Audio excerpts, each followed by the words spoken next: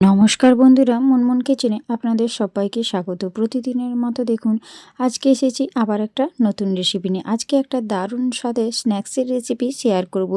এটা চা কফির সঙ্গে একেবারে জমে যাবে। বিকেলের সন্ধ্যায় চায়ের আড্ডায় যদি এরকম একটা মুচমুচে স্ন্যাক্স থাকে তাহলে কিন্তু বাজার থেকে আর চপ সিঙ্গাড়া কিনে আনার কোনো রকম প্রয়োজনই হবে না। বানানো খুবই সোজা, আর একবার বানালে আপনারা বারবার বানাতে ইচ্ছে হবে, এতটাই সুন্দর হয়। আর বাজার থেকে আর সবসময় চপ সিঙ্গাড়া কিনে না এনে এইভাবে স্ন্যাক্সটা বানিয়ে পরিবেশন করুন। এখানে এই স্ন্যাক্সটা বানানোর জন্য প্রথমে দেখুন নিয়ে নিয়েছি 6 পিস মতো স্লাইস পাউরুটি। তো এই পাউরুটিগুলো দিয়েই আজকে আমি সুন্দরে মুচমুচে একটা ব্রেড রেসিপি শেয়ার করব। ব্রেডের রেসিপিটা তৈরি করার জন্য আমি যে ব্রেডগুলো নিয়েছি তার এই যে ধারের যে শক্ত অংশগুলো এগুলোকে আমি কেটে বাদ দিয়ে দেবো। তো এগুলো কিন্তু আমি ফেলে দেবো না, এগুলো আমার অবশ্যই কাজে লাগবে। তো কী কাজে লাগবে সেটাও আমি দেখিয়ে দেবো। আর সাইডগুলোকে কেটে ঠিক এইভাবে আমি ছোট ছোট 4 টুকরো করে কেটে নিচ্ছি। অর্থাৎ একটা ব্রেডের মাঝখানে একটা কাট লাগিয়ে দিয়েছিলাম, আর ধারের দিকেও একটা কাট লাগিয়ে দিয়েছি। মোট একটা ব্রেডকে 4 টুকরো করতে হবে। আর প্রত্যেকটা ব্রেডের এরকম ধারের যে শক্ত অংশটা ওটা কিন্তু বাদ দিয়ে দিতে হবে। আপনারা আমার কাটিংটা লক্ষ্য করুন, তাহলেই বুঝতে পারবেন। বানানো খুবই সোজা, মাত্র 10 মিনিটেই এটা তৈরি হয়ে যাবে। আর বাড়িতে থাকা উপকরণ দিয়ে চটজলদি তৈরি হয়ে যাবে। এইভাবে বাকি ব্রেডগুলো আমি অফ ক্যামেরাতে সবগুলো সুন্দর করে কেটে নিয়েছি। দেখুন প্রত্যেকটা এরকম ছোট ছোট চৌকো চৌকো পিস করে কেটেছি।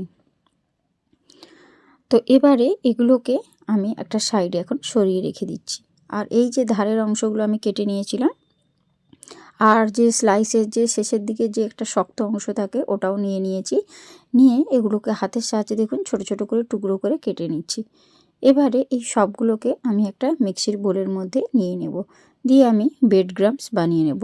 এই রেসিপিটা তৈরি করার জন্য ব্রেড ক্রাম্বসের দরকার। তো এই যে ধারের অংশগুলো ফেলে না দিয়ে এগুলোকে আমি ব্রেড ক্রাম্বস বানিয়ে নিচ্ছি। তো একটা মিক্সিতে দুবার ঘুরিয়ে নিলেই সুন্দরভাবে দেখুন ব্রেড ক্রাম্বস তৈরি হয়ে গিয়েছে। তো একদম সুন্দরভাবে পারফেক্টভাবে দেখুন তৈরি হয়েছে। এগুলোকে একটা আমি প্লেটের মধ্যে এখন নিয়ে নিচ্ছি। দেখুন সুন্দরভাবে ব্রেড ক্রাম্বস রেডি। তো এটাকেও আমি এখন একটা সাইডে সরিয়ে রেখে দেব। এবারে আমি এই স্ন্যাক্সটা বানানোর জন্য একটা বড় সাইজের আলুকে আগে থেকেই সেদ্ধ করে নিয়েছিলাম। সেদ্ধ করে একটু ঠান্ডা করে নিয়েছি। এবারে একটা ম্যাশার দিয়ে খুব ভালো করে আলুটাকে এইভাবে ম্যাশ করে নিচ্ছি। তো আপনারা চাইলেও এখানে কিন্তু গ্রেটার দিয়েও এই সেদ্ধ আলুটাকে গ্রেট করে নিতে পারেন। তবে একটা কথা, যেন কোনো রকম আলু দলা বেঁধে না থাকে সেটা একটু লক্ষ্য রাখতে হবে। আমি এখানে আলু ম্যাশার দিয়ে করছি, আপনারা চাইলে গ্রেটার দিয়েও গ্রেট করে নিতে পারেন। সেদ্ধ আলুটা গ্রেট করে নিলেও ওর মধ্যে কোনো রকম আলু ডলা বেঁধে থাকবে না। তো সম্পূর্ণ আলুটা এখন ম্যাশ করা হয়ে গিয়েছে।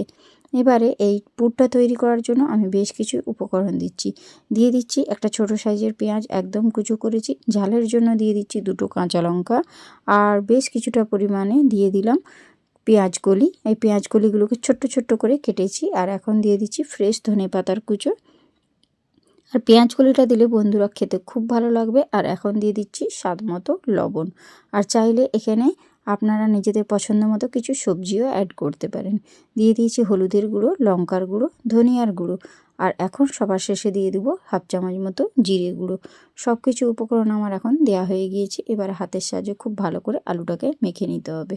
তো এইভাবে যদি আপনারা একবার বানান তো বারবার বানাতে ইচ্ছে যাবে। আর এখানে যদি আপনাদের কাছে চাট মশলা থেকে থাকে সেটাও দিতে পারেন, এতে আরও খেতে ভালো লাগবে। আর এছাড়া যদি ম্যাগি মশলা থেকে থাকে সেটাও অ্যাড করতে পারেন। তো এখন পুরটা সম্পূর্ণ রেডি। আর ব্রেডগুলো যে আমি এইভাবে টুকরো করে রেখেছিলাম, প্রতিটা টুকরোর মধ্যেখানে দেখুন এইভাবে আমি একটা চামচ দিয়ে এই যে পুরটা তৈরি করেছি সেটাকে আমি চামচ দিয়ে ভালো করে লাগিয়ে নিচ্ছি। সবসময় তো সবটা বলে বোঝানো সম্ভব হয় না, আপনারা লক্ষ্য রাখুন আমার হাতের দিকে, তাহলেই বুঝতে পারবেন। আর অপর একটা ব্রেড নিয়ে ওপর থেকে এইভাবে চেপে দিয়েছি। দেখুন এইভাবে কিন্তু প্রত্যেকটা ব্রেডকে আমি এইভাবে তৈরি করে নিচ্ছি। স্ন্যাক্সগুলো বানানোর জন্য প্রথমে আগে একটা ব্রেডের গায়ে এইভাবে কিন্তু পুরটা লাগিয়ে দিচ্ছি। আর ওপর থেকে আরেকটা ব্রেড দিয়ে কিন্তু এইভাবে হাতের সাহায্যে চেপে দিলেই দেখুন সুন্দরভাবে একটা স্ন্যাক্স রেডি হয়ে যাচ্ছে। এইভাবে বাকি সবগুলোই কিন্তু আমি তৈরি করে নেব। তো আপনাদের বোঝার সুবিধার্থে বেশ কয়েকটা আমি তৈরি করে দেখে নিচ্ছি। তো এখন দেখুন হাতের সাহায্যে এটা করলে এইভাবে কিন্তু সুন্দরভাবে সাইডটা সেট হয়ে যাবে, তাহলে পুরটা বাইরে বেরিয়ে যাবে না। তা হাতের সাহায্যে এইভাবে একটু চেপে চেপে দেবেন, দেখবেন সুন্দরভাবে পারফেক্ট রেডি হয়ে যাবে। এবারে দেখুন এখানে আমি পরপর সবগুলোই তৈরি করে নিয়েছি। আর একে একে দেখুন একটা সাজিয়ে দিচ্ছি আপনাদের কাছে। প্রত্যেকটাই আমি অফ ক্যামেরাতে তৈরি করে নিয়েছি। তো এখন দেখুন সবকটা সুন্দরভাবে রেডি। তো এবারে আমি একটা ব্যাটার তৈরি করে নেব। এখানে নিয়ে নিয়েছি 1.5 চামচ মতো কর্নফ্লাওয়ার, আর তার মধ্যে দিয়ে দিচ্ছি 1.5 চামচ মতো ময়দা। ব্যাটারটা তৈরি করার জন্য আমি 1.5 চামচ কর্নফ্লাওয়ার, 1.5 চামচ ময়দা নিয়েছি। আর একটু সুন্দর একটা কালার আসার জন্য দিয়ে দিচ্ছি একটু হলুদের গুঁড়ো, এতে কালারটা খুব সুন্দর আসবে। আর দিয়ে দিচ্ছি স্বাদ মতো একটু লবণ। লবণ আর হলুদের গুঁড়োটা ভালো করে মিশিয়ে নিয়ে অল্প অল্প করে জল দিয়ে একটা ঠিক সুন্দর একটা পাতলা ব্যাটার তৈরি করতে হবে। তবে এই ব্যাটারটা খুব যে পাতলা হবে তাও নয়, আর খুব যে ঘন হবে তাও নয়। ঠিক কীরকম পর্যায়ে ব্যাটারটা তৈরি করতে হবে আমি আপনাদেরকে দেখিয়ে দিচ্ছি। দেখুন ব্যাটারটা ঠিক এইভাবে রেডি করে নিতে হবে। তো এই ব্যাটারটা এখন একটা সাইডে রাখছি। আর এখানে দেখুন যে ব্রেড ক্রাম্বসটা রেডি করে রেখেছিলাম তার মধ্যে দিয়ে দিচ্ছি 1 চামচ মতো সাদা তিল, আর দিয়ে দিচ্ছি সামান্য অল্প পরিমাণে একটু ধনেপাতার কুচো। তো এই সব কিছু দিয়ে এবারে ব্রেড ক্রাম্বসের মধ্যে মাখিয়ে দিচ্ছি।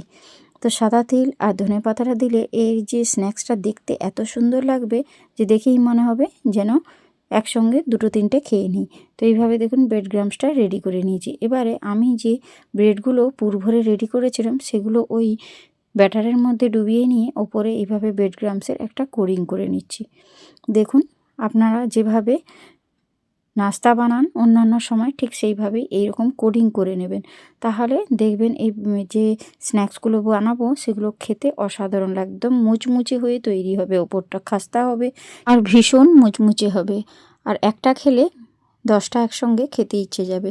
তো বাজার থেকে সব সময় চপ সিঙ্গাড়া কিনে না এনে বাড়িতে যদি এইভাবে চটজলদি বাড়িতে থাকা উপকরণ দিয়ে এরকম রেডি করে নেওয়া যায় তাহলে কিন্তু স্বাস্থ্যের পক্ষেও ভীষণ উপকারী।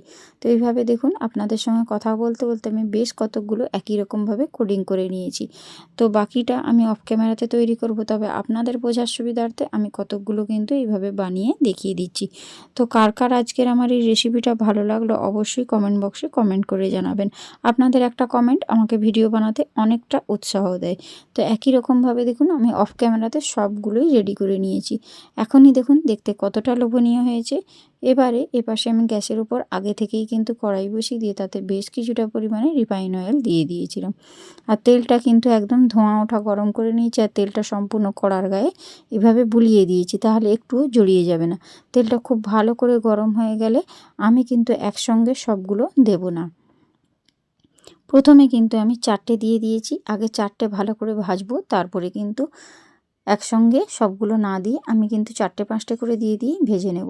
এবারে একটা সাইড যখন একটু লালচে কালার হয়েছে একটা চামচ দিয়ে অপর সাইডটা উল্টে দেবেন। এখানে চামচ দিয়ে উল্টালে এটা উল্টাতে সুবিধাও হবে, ভেঙেও যাবে না, আর সুন্দরভাবে লাল লাল করে ভাজাও হয়ে যাবে। আর উল্টে পাল্টে একটু লালচে করে ভেজে নেবেন। একদম মুচমুচে হবে বন্ধুরা, যেহেতু এই ব্রেড ক্রাম্বস দিয়ে কোটিং করা আছে তার জন্য এই নাস্তাগুলো খেতে এত সুন্দর হবে যে মুখে দেওয়ার সাথে সাথেই মুলিয়ে যাবে। তো এইভাবে দেখুন একদম একটু লালচে করে ভেজে নিয়েছিলাম। এবারে এগুলোকে তেল ঝারিয়ে তুলে নিচ্ছি। এখন দেখুন এটা দেখতে কতটা সুন্দর হয়েছে, দারুণ লোভনীয় হয়েছে বন্ধুরা। তো এখন দেখুন এগুলোকে তুলে নিয়েছি একটা পাত্রে, দেখুন দেখতে কতটা সুন্দর লাগছে না।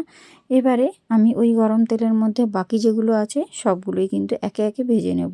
তো এবারে আমি কিন্তু এখানে 5টা মতো দিয়ে দিয়েছি। তো 5টা দিয়েও একই রকম পদ্ধতিতে আমি ভেজে নেব। প্রথমে একটা সাইড একটু লালচে হয়ে ভাজা হয়ে গেলে তারপরেই অপর সাইডটা উল্টে দেব। তাও একটা চামচ দিয়ে উল্টাবেন, তাহলে দেখবেন আপনাদের উল্টাতেও খুব সুবিধে হবে, আর একটাও কিন্তু ভেঙে যাবে না বা খুলেও যাবে না। আর এইভাবে দেখুন চামচ দিয়ে আমি অপর সাইডটা উল্টে দিচ্ছি, আর উল্টে পাল্টে একটু সুন্দর লালচে করে ভেজে নিতে হবে। কালারটা যখন লালচে হয়ে আসবে তখনই কিন্তু তুলে নিতে হবে। আর একটা সাইড যখন এভাবে ভাজা হয়েছে আমি অপর সাইডটা আবারও উল্টে দিচ্ছি, আর উল্টে পাল্টে একটু সময় নিয়ে ভাজবেন। আর গ্যাসের ফ্লেমটা লো টু মিডিয়াম ফ্লেমে রেখেই এগুলোকে ভাজবেন, নাহলে কিন্তু একেবারে পুড়ে যেতে পারে। তো এই পর্যায়ে দেখুন এগুলো সুন্দর কালার হয়ে গিয়েছে, আমি এগুলোকেও তুলে নিচ্ছি। এবারে বাকি যেগুলো রয়েছে সেগুলো আমি অফ ক্যামেরাতে ভেজে নেব। তো আপনাদের বোঝার সুবিধার্থে আমি দুবার কিন্তু ভেজে দেখিয়ে দিলাম। দেখুন দেখতে কতটা সুন্দর হয়েছে, দারুণ লোভনীয় হয়েছে বন্ধুরা। তো তো এইভাবে দেখুন বাকি সবগুলো ভেজে নিয়েছিলাম অফ ক্যামেরাতে, আর আপনাদের কাছে একটা প্লেটের সাহায্যে সাজিয়ে নিয়েছি। দেখতে কতটা সুন্দর লাগছে। একবার হলেও আপনারা এইভাবে বাড়িতে বানাবেন, তারপর আপনারা আমাকে কমেন্ট বক্সে কমেন্ট করবেন। ব্রেড দিয়ে যে এত সুন্দর একটা স্ন্যাক্স বানানো যায় সেটা জানলে আপনারা সত্যিই অবাক হবেন। এবারে আমি একটা কিন্তু কেটে আপনাদেরকে ভেতরটা দেখিয়ে দিচ্ছি। একদম মুচমুচে হয়েছে দেখুন বন্ধুরা, আর ভেতরটা দেখুন একদম পুরে ঠাসা। একটু টমেটো সস দিয়ে আপনাদের কাছে পরিবেশন করলাম। তো কার কার আজকের আমার এই রেসিপিটা ভালো লাগলো অবশ্যই কমেন্ট বক্সে কমেন্ট করবেন। আর রেসিপি যদি ভালো লাগে তাহলে বন্ধুদের মধ্যে প্রচুর প্রচুর শেয়ার করে দেবেন। তো আজকের মতো ভিডিওটা এখানেই শেষ করলাম। আজকে আসি, টাটা, বাই বাই।